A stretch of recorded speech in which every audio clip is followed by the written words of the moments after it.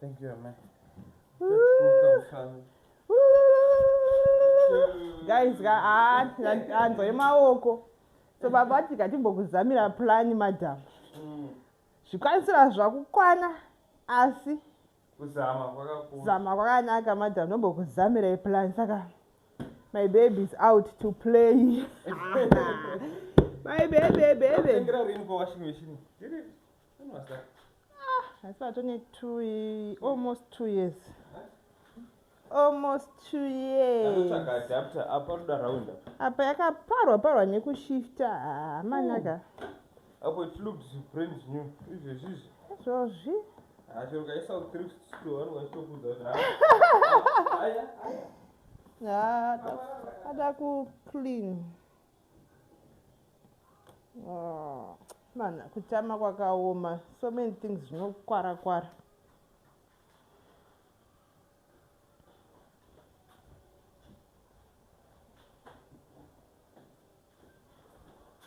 So guys, very nice. Thank you, Shika. Oh, round. Round. So, she open now. Ngoni shungu. Aya nengura. Kubva January wedu wenjiwacha nemaoko. Chichocho chenge. Apo mazvambaro atinoita mushena zvedu wangu. At least baba anobatsirawo. Abesera but unoti asika solution ngachikazosashanda guys. Ngatimbomira ufarisa. Kudazama.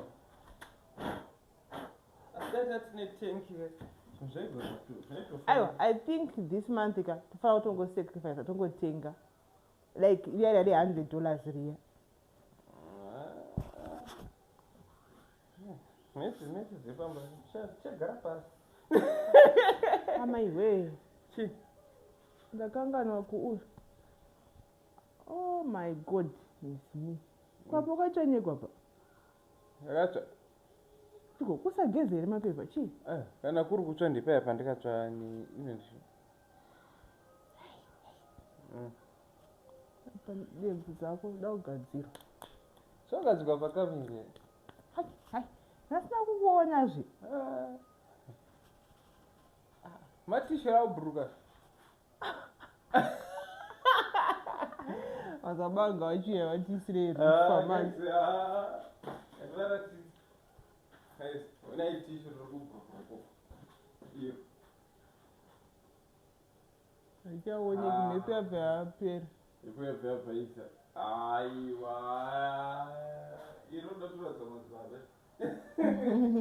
Mazibaba. Yaikuite plan. So yeah. Papa pacho pakashiba padanga kachisukiso kudai. Like tozokwesha kana tamika shoti zvikuita na etambo yakakweshera yangesangana scratch moza washing machine. In fact, that was the first time we move after tai unbox. Kango unbox akatisa pa permanent place. Chibara. Kama ile kusevisa ikoko kuya kunokwa. Asika kwa Chiwundura yaumbuka. Hi baby. Mabebeza. Technology. Okay. Tushandisa chibhaketi. I think ndingatode kuti muboreka iro ratakaisa liquid fertilizer. Maybe toita tinodira liquid fertilizer tobva todzoka toita dewa yedu. Matipa. So guys, Matipa. Tinotora uya peka shoe. Toisa liquid fertilizer mugarden. Ande kugarden. Asikuda. Unosara wega ande kugarden. No, that. Alright, tiri boka nawo kuti ndaenda kugarden wanzwa. Ini ndakuenda kugarden ozouya. Alright. No.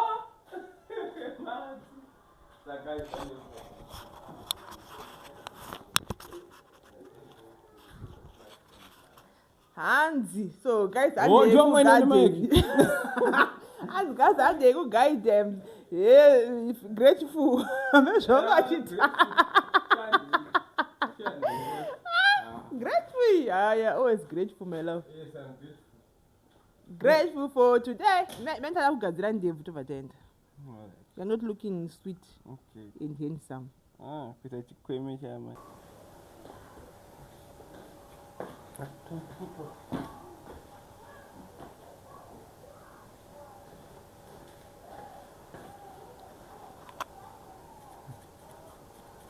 Ndizoti unochengetera hako tundebvu twacho.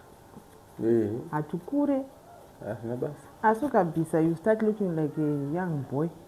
Asi unofana kubvisa. Yo. Unobvisirei? Kunyatsobvisa chete saka pasina chinhu. Zvichiri nelavhu iri zviri kuita. Ati kuti hazina lavhu. Nawo munhirini wamatipa charo. Matipa akangona muchikashandisa chete hafaita. Unofana kutenga mandebvu ke. Unofana kutozvibvisa kuti zvindebvu ke. Kugara ndisina. Ndita kunge mwana wechikoro. Chataure zvakawanda. Kochi. Ndakungodhonzwa panapa. Chataura zvakawanda mambama ukukuku.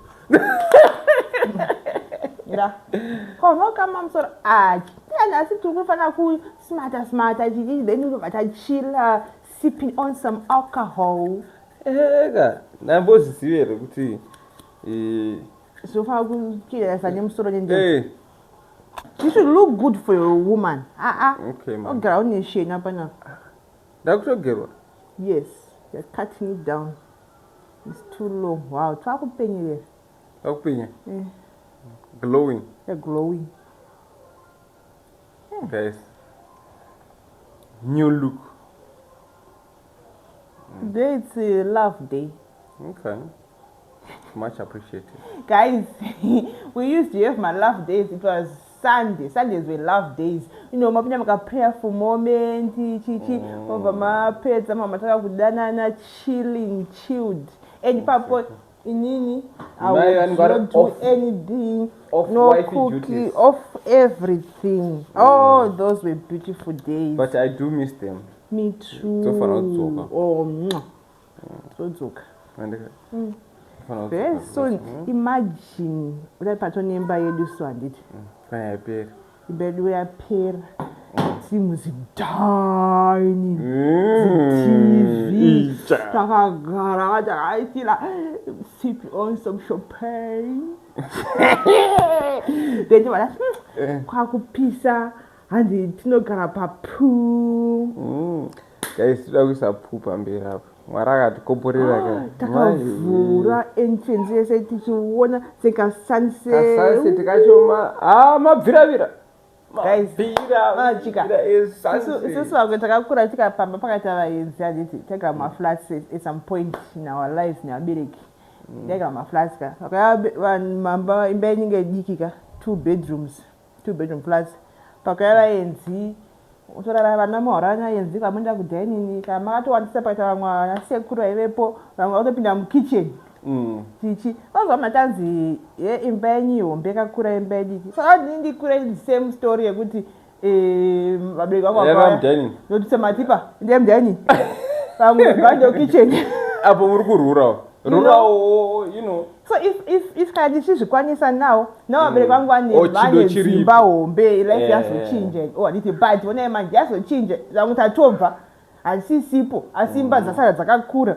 So kana uchikwanisa kuti mwana wako mati otokura ane room yake, mavisitor ane room yavo, why not? Anzi small family, vana mdiki wachaiva anokura nchaita mwe vana nchadini. Vana vozoenda ndoita imba hombe mati pakunororwa shuwa. Mati ite imba hombe wakunororwa usina kuenjoy sale kuti ndaite ndashandirei mati. You know, Mama. You are changing the narrative here. Alite. Matipa wants your room. Matipa's room. No, Dad. Yes, mati. Tezvara vangu vakauya vogara uko indiri uko makumbo asina kupinda usingati pamusoro ibaba utadza kufamba zvakasununguka uchifamba uita kupinda nemusofa kudai. People don't understand. Okay. But anyway, we are enjoying, we are happy. Wow. Don't take a shoe. Thank you. Guys, vanoziva tiri kutsvaga makamera paFacebook market. Amen, chambozama. Asi manje pale pamba kuti I don't know, maybe chavunza ngesatora nawo ari kuma UK uko. Like my location so far we have 2 people we are close to Varimu Coventry. But let's say wazoiwana musiri mu Coventry. Unozoita sei? Shitira because so at least wakave abroad. You know, wakave 3-5 people. Chavunza. I think I'll first chavunza my inbox to those that we chat with. Tombonza watu wangwari kupi wanokwanise yoti because pamwe panozonyeza manje Facebook market manje. Unofana kuendewo kunosangana nemunhu. Time. Sokuda kunyetsa futhi. So, but we takaso decide kutenga ku UK because nonsichi. My second hand ku UK. Anenge achimeka sense. Some people vanongotenga zvinhu vongochengeta odito kuti ndisitombozvinida. Otazozvibuditsa or vanenge vangosvika zvafana nemota. But the time before pazopiwa bhani yekupinza dzavo ikoko inenge yatobudiswa after kana 3 years inotochinja mota dzoya kuAfrica ndokunosvika iri brand new. Exactly. Asi ukazoitenga manje yafamba muno chachigunduru chachihameni. So that's why we decided kungotenga kunze ma second hand achiri in good condition. So I'll ask papa atokwanisa kukumbira kana kuvhunza. Ndikwanisa kuvhunza. Guys, chirutagwa naamaika vasinganyanyosiwi zvemacameras. Mona kana tiri kumota kune iya inonzi mileage. Mota inobva fa 0 kilometers tuchi hameno makilometers mamwe ma100 mamwe ma200 machisheradza kushanda kwaita mota. Saka ukatarisa mileage yemacameras anokashanda kuno kuZimbabwe inenge ichinzi shutter count kana kwako makamera. Shutter count inoshanda kumajeso amamirrorless amanyowano uchitomadakada. Yawo new technology andika. Saka kana kuri kuno uchidako zvekuti ufanira kushandisa inonzi shutter count ndiyo mileage yemakamera. Saka ukatarisa 4-5 unoona kuti chinhu chakutosvika expiry date kazvinoona kana yasvika pakadaiwo so apachina zvadhakwa. Saka imai shutter count dzekuno kutakaona kuti ayo unogona kuona mutengo uri nechepasi asi hapana chauri kutenga ndochokwadi. So it's better because uku shutter count dzacho dziri pasi they are good as new.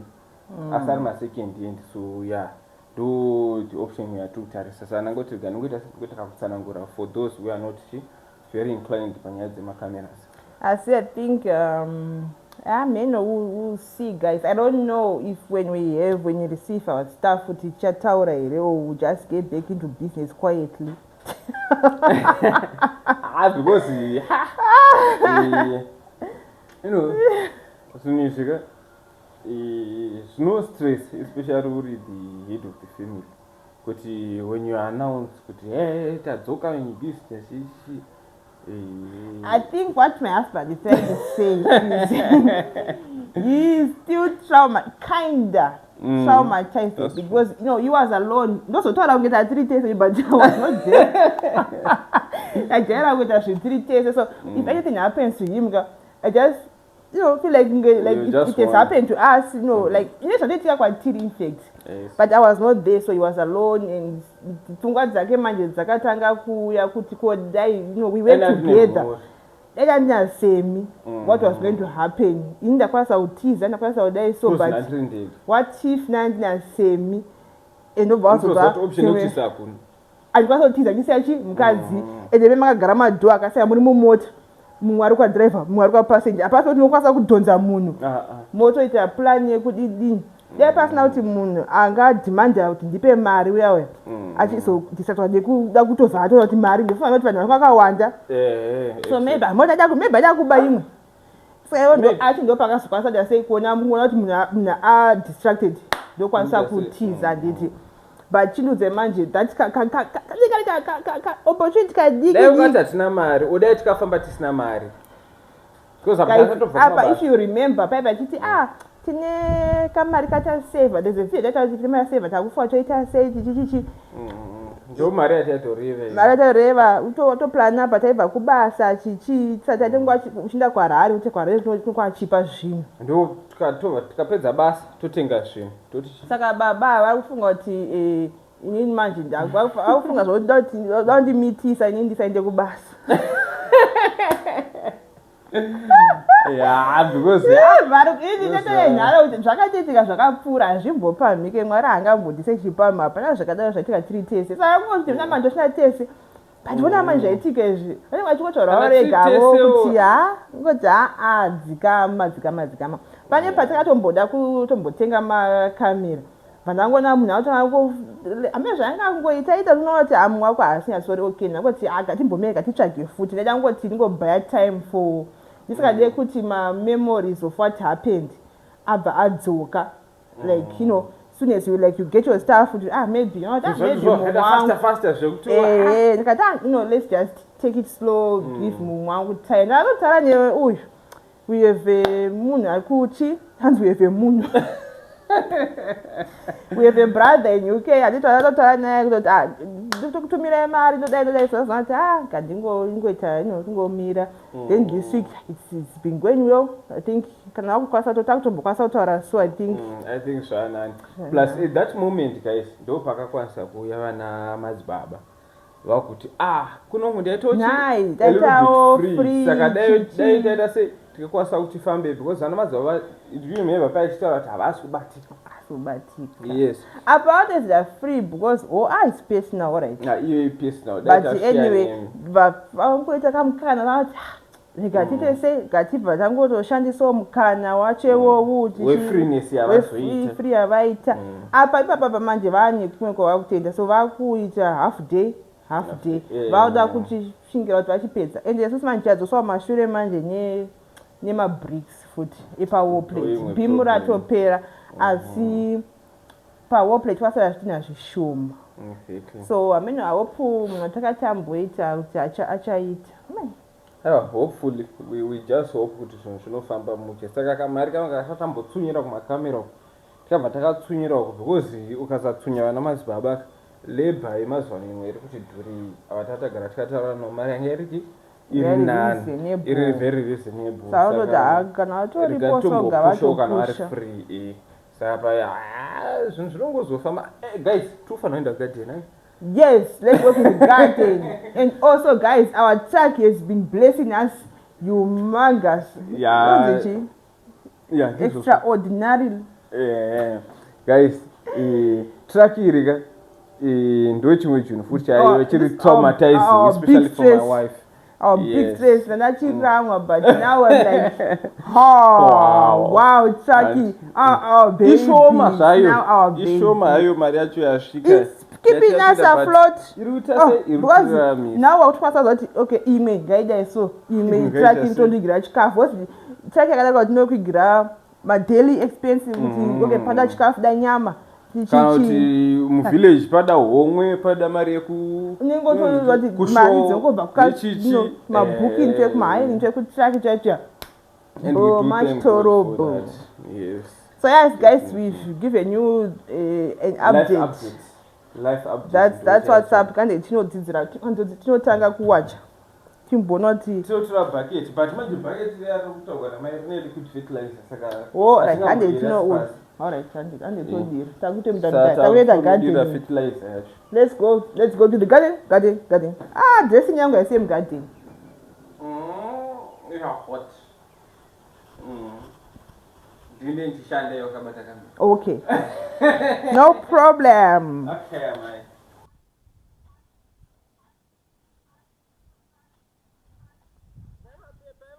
nhasi I feel like musalad matiparamba kuenda kugarden amoti ari kurambirei nhaini I feel like musalad ari kuenda kugarden ndo panofanira kusvika ndongotanda tunhu apa ndobva ndadzoka ukatongotsvaga rimwe bucket but ndo bucket rekutosacrifice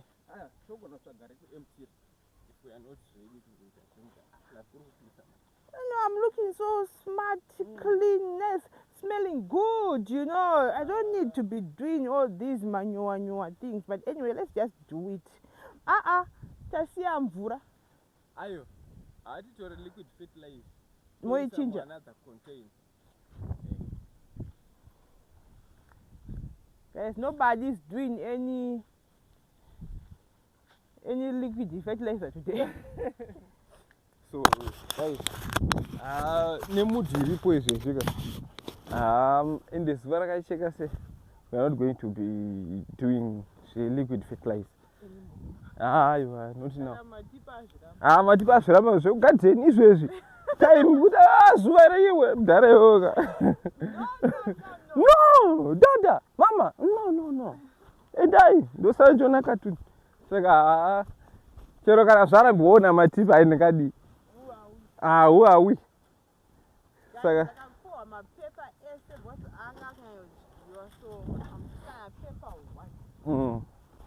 And for those who are going to update him, garden, Murio, Mnuma, Visa, we say. The one who has one of my do should go open. I'm with you, Angarma one. So this bucket.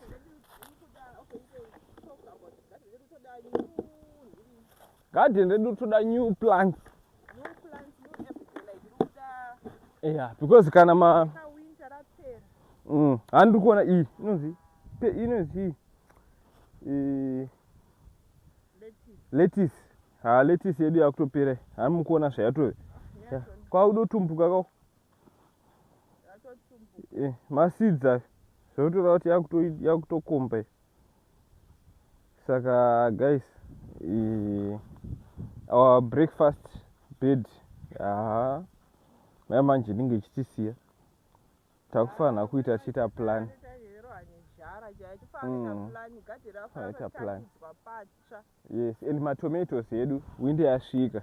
So, Kuno tono, that's singate. I know Guayacan and now because I now planning won't be church. You could make. Okay. It's usually last 2 weeks. Papa stuck a flower. My flowers are going to pack a bath. Pama flower, pama tomatoes. Yes. Saka last week I told no chef. So this week we are very fortunate. It's sunny. So it is new, but it is what it is. Area in to no chef. So we are not.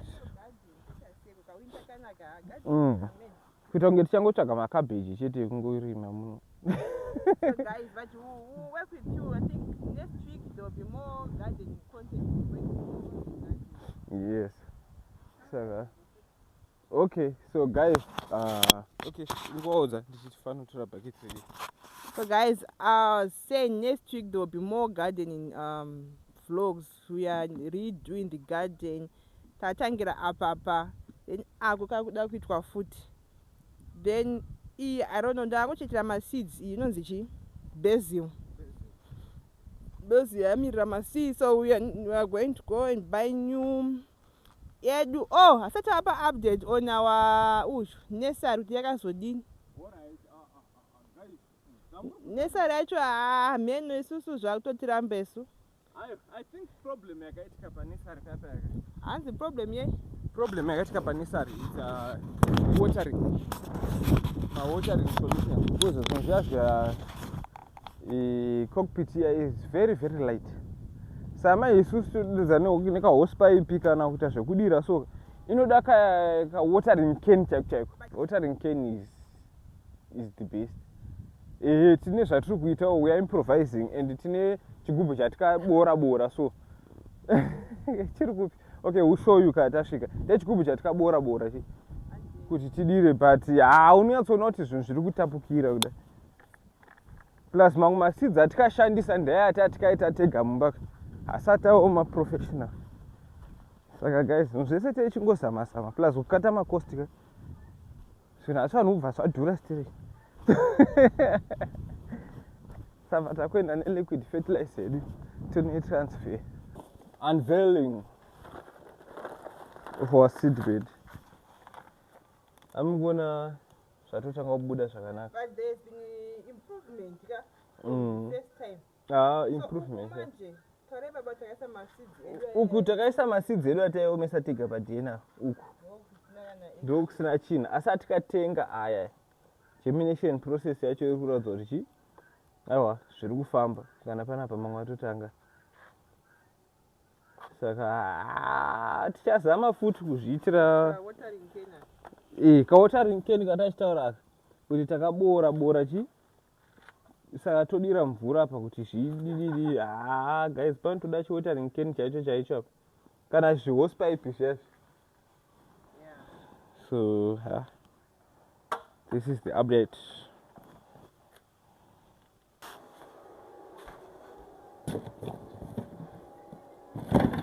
Yeah. Guys, when we went to homestead ndoba tikatenga okay riganditi guys sadatoreva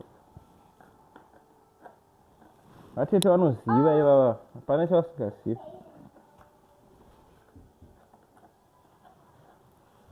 So guys, there are better tools for zvatoda kuita. Thank you Marty. Okay, ndikudrawere chi? You draw a lion. Okay, let me draw a lion. I'm going to draw a lion. Head, ears, eyes, nose, mouth, tip. Lion. Lion. Yes, and these are the lion legs. 4 legs. Lion. Lion. And the tail. Wow, lion. Ha. Lion, Mati. One lion. Chinyoro, you draw a lion now. Guys, I'm teaching my people how to draw a lion.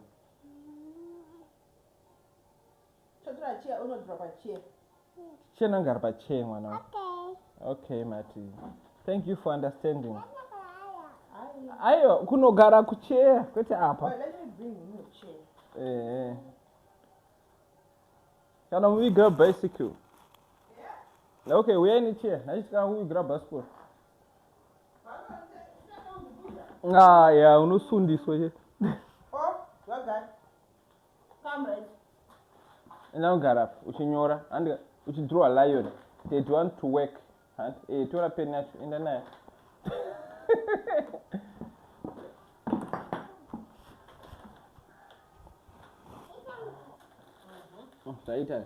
So guys, okay, tikatenga izvi zvikuhosted patikaenda kutown paya, but finding time yekuita zvinhu unongochida kumbotora ngwafa saka ukangowana kabasa chete chero dai wanga wakaplana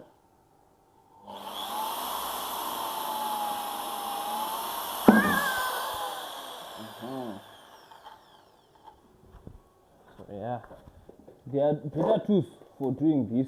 Pane zviya zvinotoiswa zvinongoatachwa kotobva kaboora round kega, but manje mari yacho yange asina kumira zvakanaka musi wacho, so tiangozoti toimprovisa kana tasvika kumberi. So yeah, we are here improvising. Mati, go and sit my baby, go and sit. Good. Mati panonzwisisa. Thank you for understanding, Mati. May I have your pen? May I have your pen? Because you need sticky matches. Hauna? You wakabata 2 mapen. Ndipo sticky matches. Kwaina matipa handina peni yakabata 2. Wakazvani ipi izvozvo? Guys, don't take ready. Thank you manyama. Pama tu. I don't know.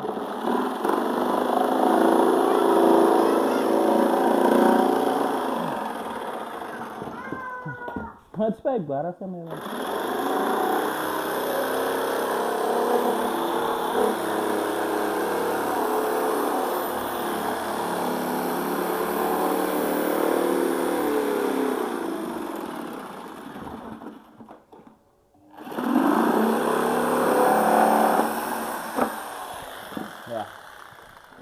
think we are done with these power tools.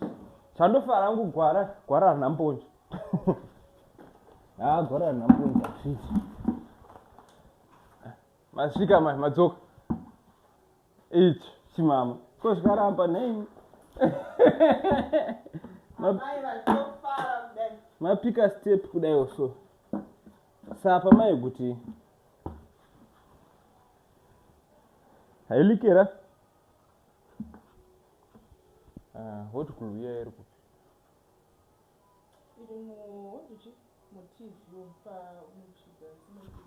TV stand. Good, that's been a bad one.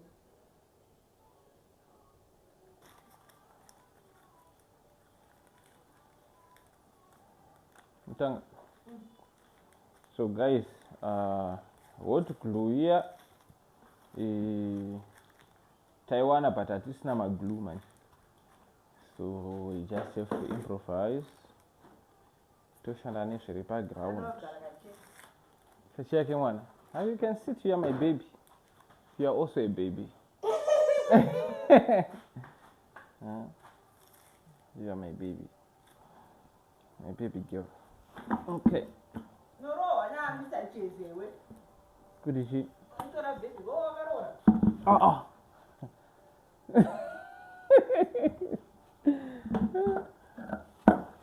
Tunuti.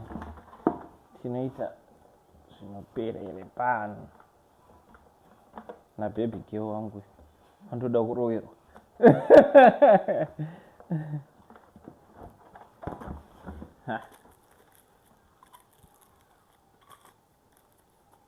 Ndafara kuma threads. Sandifana ngosunga kwa tanga kuno kuchete.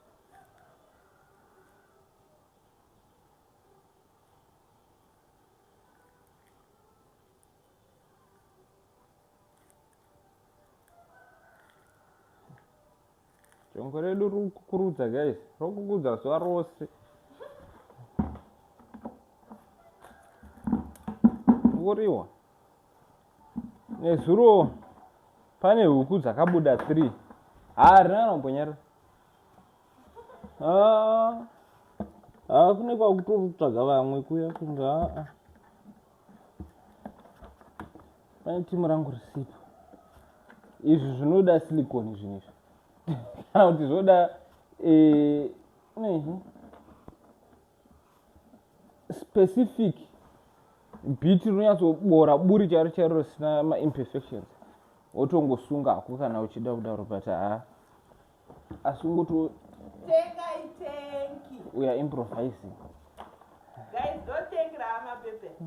Ndo riripo zvishu.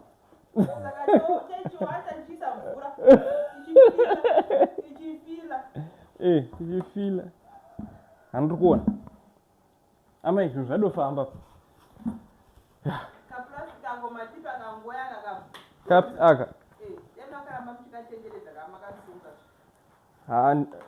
Anenge akadhonza nguva iko ndiripo ndichifila mvura. Ndikatoirindira. Okay, ngatisunge neizvi. Ningomeka sure kuti handizomanyisa namatipa.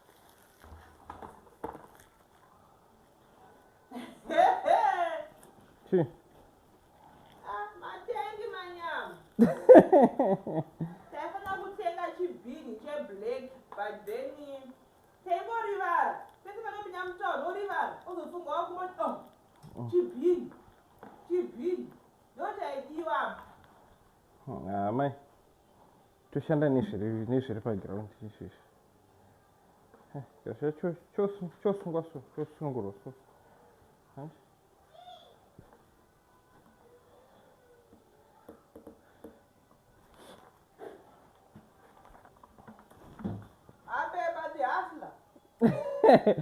Chibaba chetengi icho.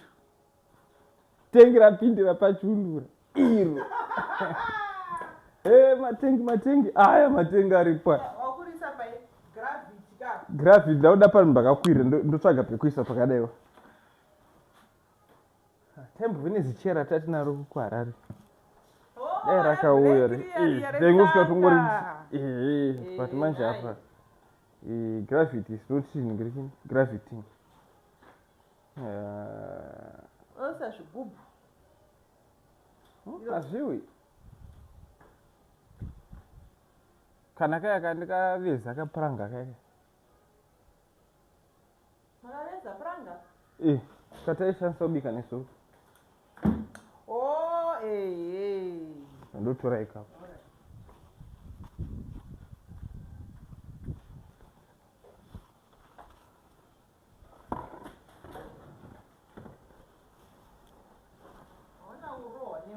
Chitowa ndikapenda isiye but wona mujuru zvaunoita. Mujuru wekunoku hautomboite zvemafanisi. Mujuru wekunoku. Especially muno Chiwundura mujuru hayo haujaidze.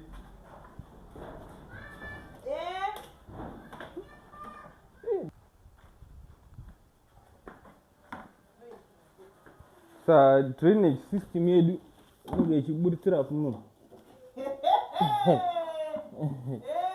Maplamba manyama.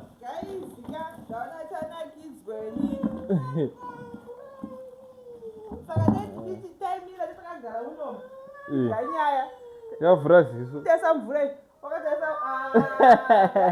kwata nemako kuri nani? Saka takufanira kuconnecta manje. Magetsi oenda kure kune mvura.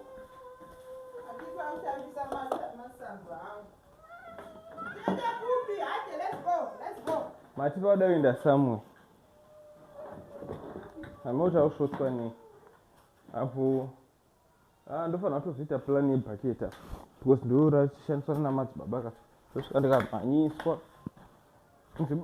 Baba, ko bhaketi redu riya. Ndofanira kutozotsvaga handovapa ratiri kuemutira. Ngori geza ngori kwesha tovapa because ndo rari kusaiti. Alright.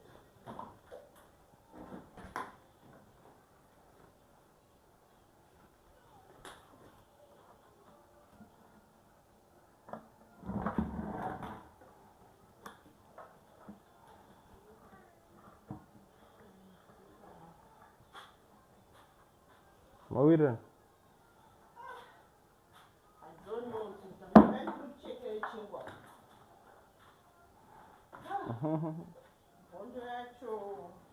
Mahora. Hura. Hura. Hura yandakaona. Sabada kuconnecta kumeshini. Okay.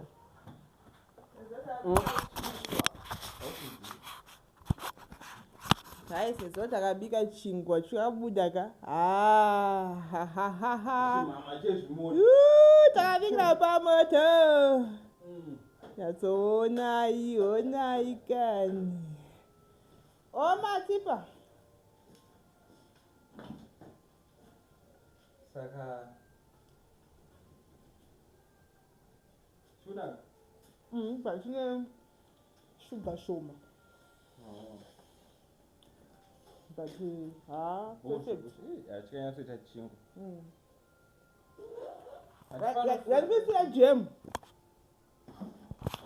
Jam? Hai atoenda.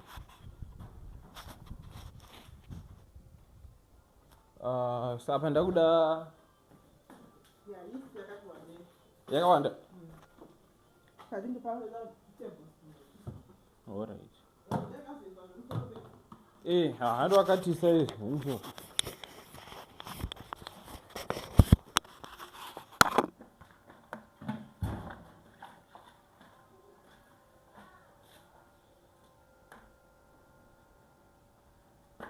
So guys, this is usually ndakuita on pump.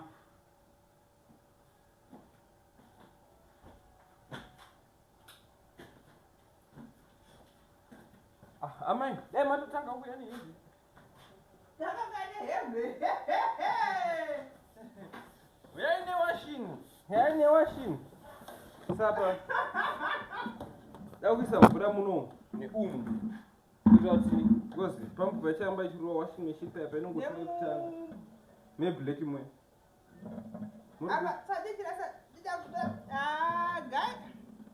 Guys, ndona anhu amhanya pani.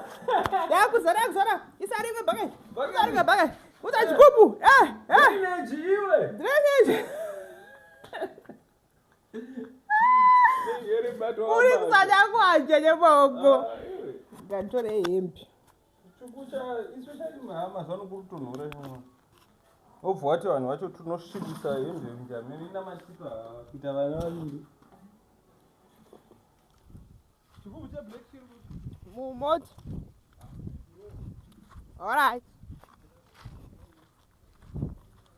Awusikunzwika.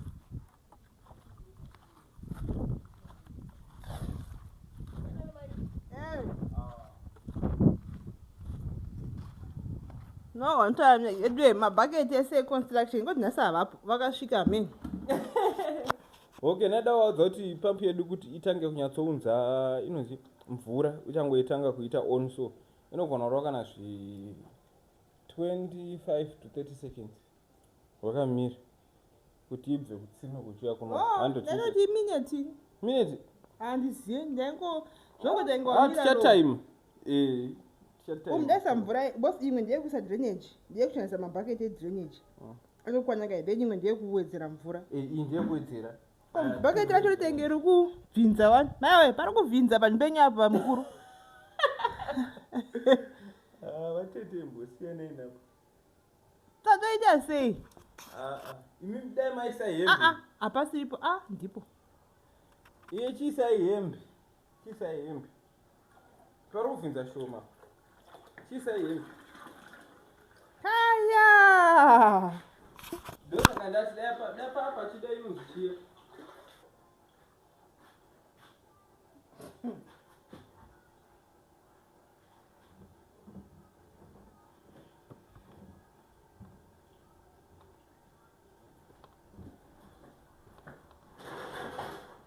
Mama, you're washing it.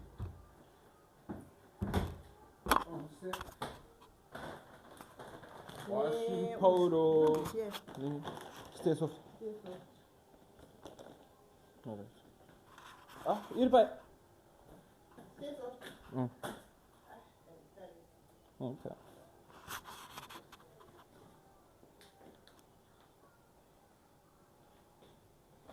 Togona ngozoisa futhi apa.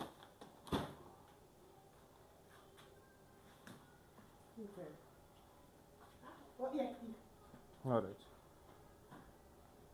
Guys, hopefully zvinoshanda because mvura yekuno unonyatswa kuti iri kutonhora chero chibuda mutsime.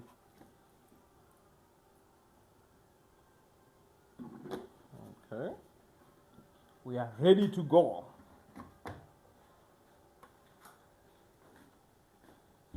Tochita. Yes, it's a moment of truth. Apa tesa chi? Isa pa urudeo. Tata quicker. Speaking Taida pe kuti nyatsotsokota che.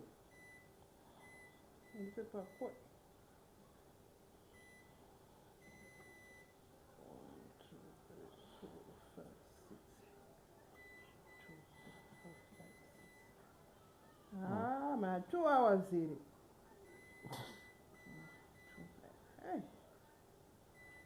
Hey. It's like new.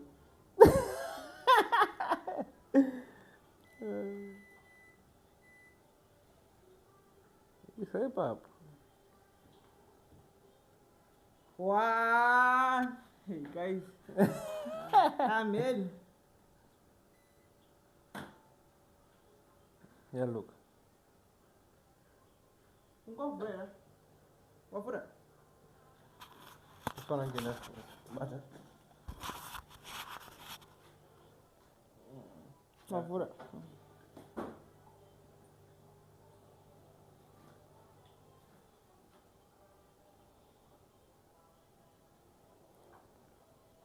Yes, sir.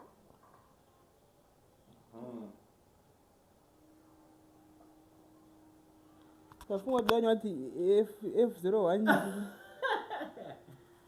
Yatoni sinopindere mvura. Yeah. Cartoon. And you look at it. No, okay. Okay, much. Yeah. Sabate papo. Sabate papo. Don't touch. Shit, me the pineapple. Me remember the taris. Let's just see.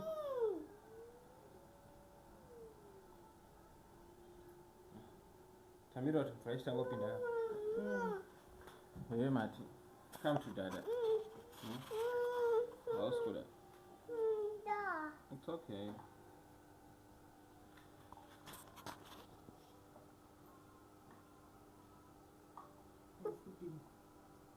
What's cooking?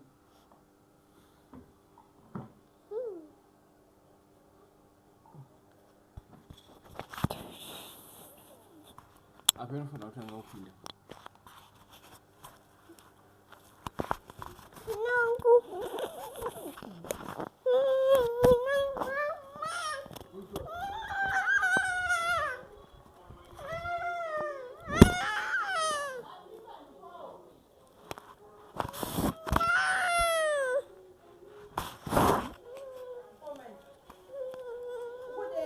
What do you want?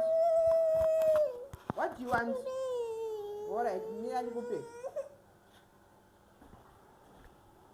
So guys, unfortunately, machine there is who pin them for them cut. So yeah. Maybe I'm not graffiti. Maybe I'm not graffiti or yakafa the transport at CV manch. So yeah, the job has been cut. Saka hembe zatatesa mtakuno soka. Tenga tenki tovakirira enda padenga tochitaka. Tombosama futhi. Tombosama. Okay, mama. We'll try that, but it's a no soka manual. Okay, so that ambosama, baby. That ambosama. So guys, we still have good news for you. You get monograph house progress, but it's just a setback. So go bore.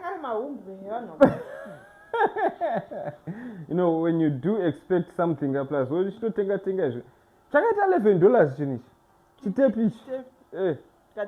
worry. Don't worry, my baby, don't worry. I have to go and watch. But you know. Nah, I'm sorry. Okay. For the house, you can go and watch our English channel, other channel, my paper homestead. Video riliko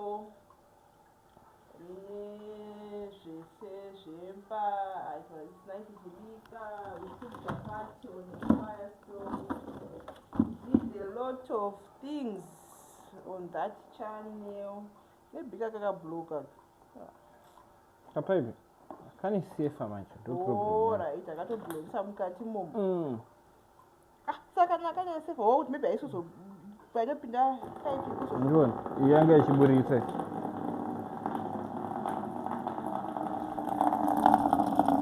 Then you know, friend also.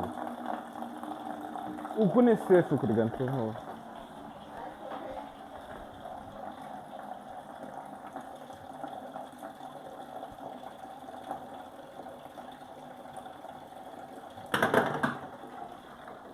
Younger sure that I'm afraid.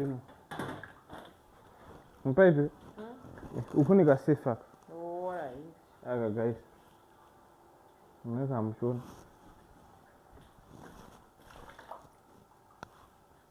So yeah. No parties. Maybe pipe and block on that. Oh, very simple. It's not alright. That's not alright.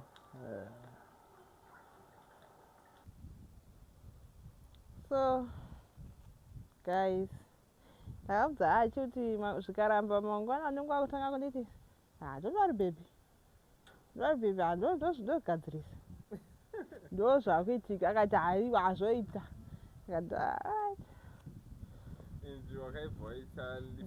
Ndakatorambidzwa kwacho nsawachi washive chinenge ichitoita.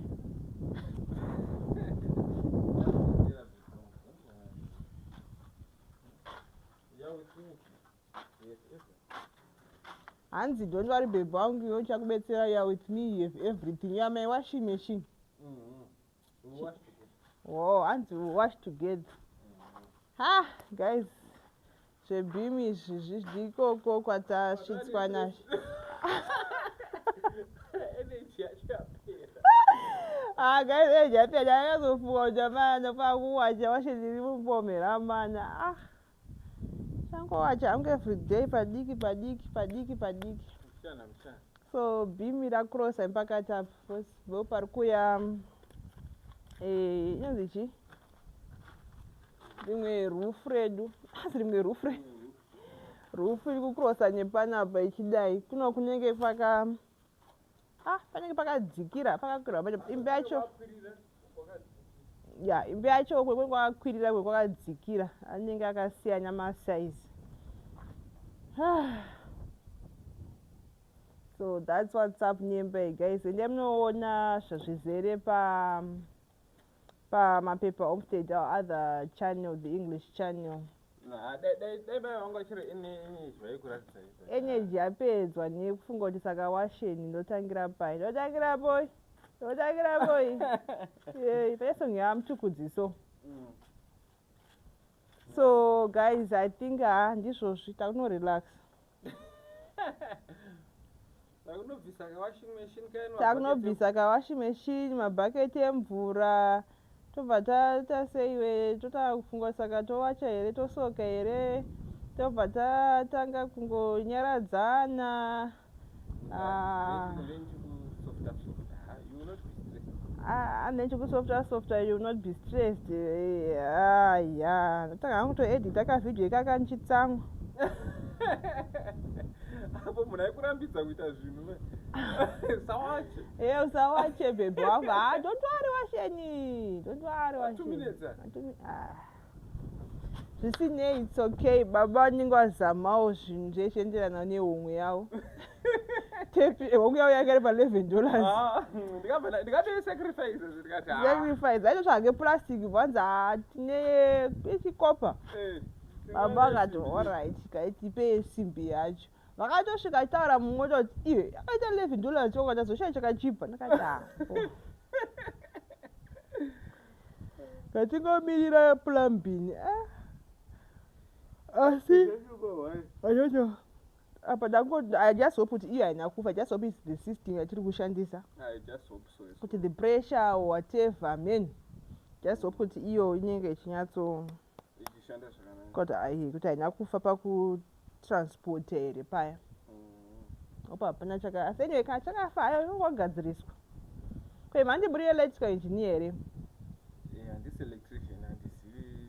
Achipanja handisi electrician, handizive zvemagetsi aya.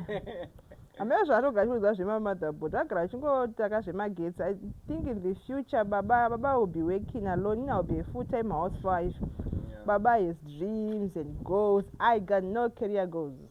Yes, I'll work for you, my love. Baba will be working for me. Ndozvakanakira kuroorwa marriage. Marriage is beautiful. Big achievement. I'll wait for you, my love. You don't as the time you stress, I wait for you, my love. You don't worry. You don't garage. All those plans and goals and things I have. Everything I'm doing it for you, our family. Yes, go Chitova. Go Chitova. I don't shut that down. I don't be Matasere account that to me Titor Gurus like that real life here. But then when I commented something on Facebook, I think I tried and look at that person got to Agato Pinamu brains Agato to sell the whole purpose and the journey and why we moved here. Like Akayaso Nora Nemo so this person read my mind. Like I don't read I know one yes. But akaona the first goal, the first plan, like do chaya purpose yangeri yekuya kumusha akaiona yese asi kuti now thing is kumusha kunozokupa ka pressure. People think kuti vanhu vakuya kumusha vamwe handiti because of my projects twatange something kuti vaite something havasi kuya kumusha kuzogara like zvataita back then kuti vanhu mhuri yaitoenda nogara kumusha maienda mese kunogara mumusha not because mongove self-sustainable zvipfuyo zvenyu zvepamba sezvebhizinesi gadheni renyu muchizvirimira enjoy nzhizha kana baba vari kutauta vachishanda vachidzoka every Friday that kind of life yakaingori zero pressure chichiye vana vachizokura vachizoenda mumatauni nechikoro nekumatsvaga mabasa vachidzoka back to their roots that kind of life that's what we had in mind. We come, we settle, Achi start looking into his electrical engineering career. He's always looking though, but I started to pursue the things, working on some certain things. Then when it comes to projects, just start small and see where things take us. But then, pressure, I need to be starting, I need to be this. But also, at the end of the day, after pressure came out projects. Kanozongopeta kuti imba yedu todzokera imba yapeta tozozviona. So guys, that person akaita bring back like our purpose of this whole journey. I love it. Was like a reminder. There are some people anonyora messages ekuti kuti munhu acommunicate neni ane zvaari kuda kundiudza in this season of confusion ari kucommunicate something with me kuti dzokera pekutanga the whole main reason and purpose donjo rawakanya sofuka the first thought yakaya pekutanga achiti let me go and homestead. That's the fact that that video you need a proper plan. Nyaya kungozongoti wakuti jambira ukanga purpose yako vanhu vanotanga all these things nema purpose and zvakasiyana. So unozotanga kuona vamwe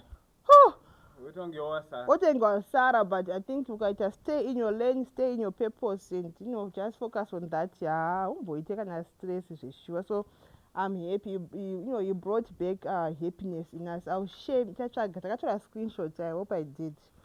I'll share screenshots of that.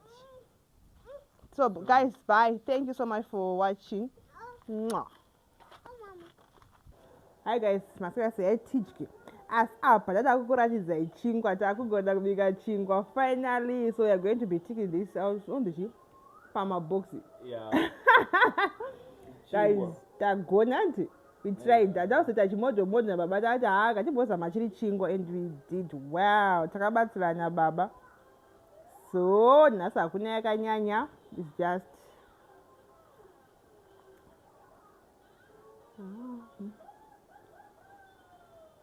Now, no pizza.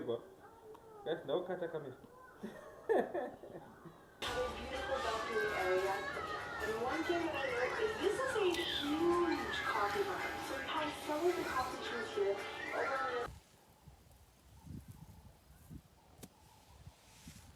Party time. Party time. Inongosvika nguva yacho. Muri pa playground pakunzi ndodachi. Utita did utomanya.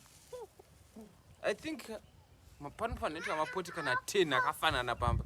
Every room every place yamotambira. Okay, Mataurisa. Okay, achatambika. Matip. Visa. Visa. That's not good, man.